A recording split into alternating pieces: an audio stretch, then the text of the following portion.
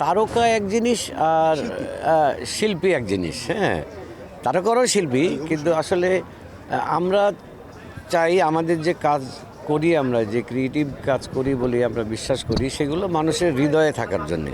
তো মানুষের হৃদয়ে কিন্তু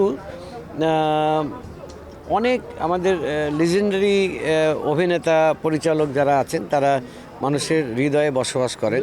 হয়তো তারা তারকা না, তারকার বিষয়টা ইদানিং এটা কমার্শিয়াল টার্ম বলে মনে হয়। আর তারকা যদি সেই অর্থে বলি, এটা তারকা হতে কিন্তু অনেক অনেক অনেক বছর সময় লাগে। কিন্তু এখন তো তারকাটাও 3 মাসে 6 মাসে তারকা হয়ে যায়। সো এইটা কোনো ফ্যাক্টর না, তারকা কোনো বিষয় না। বিষয় হচ্ছে তিনি মানুষের হৃদয়ে কতটা সম্মানের সাথে তার আছেন বা থাকবেন সারা জীবনভর, সেটাই হচ্ছে মূল বিষয়। এইটা তো ডিরেক্টর্স গিল্ডের আয়োজন, এটা তো শিল্পী সংগঠন তো একটা আছে, অ্যাক্টার্স গিল্ড। সেখানে গেলে তখন এই শিল্পীদেরকে বা তারকাদেরকে দেখা যেত।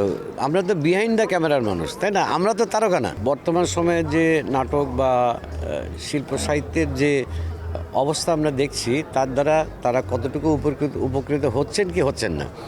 তবে আমি বিশ্বাস করি, যদি এক লাইনে বলি, যে একজন শিল্পী, সে গানের শিল্পী হোক, সে অভিনেতা হোক, পরিচালক হোক বা লেখক হোক, যাই বলেন, এইটা মানুষের হৃদয়ে, মানুষের মনে কিভাবে উনি বেঁচে থাকতে বা